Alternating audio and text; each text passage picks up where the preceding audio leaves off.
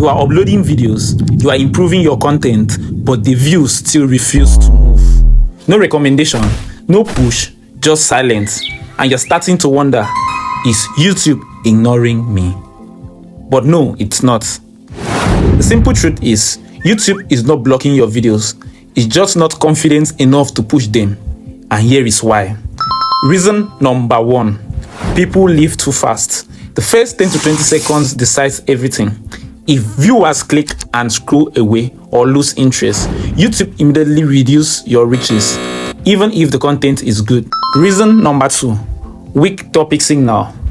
YouTube only pushes videos it understands. So if your topics are too general, too random, or not emotionally strong, YouTube won't recommend it widely. So how you fix it? Use a clear path or curiosity and let it have a clear niche. Reason number 3. No reason to keep watching.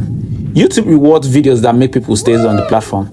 If your video ends and the viewers leave YouTube, your reach drops. So how to fix this? Taste the next point and give viewers hope to watch the next thing. So if your videos are not getting recommended, it's not your content quality, it's your signal. Fix these 3 things and YouTube will start pushing your videos again.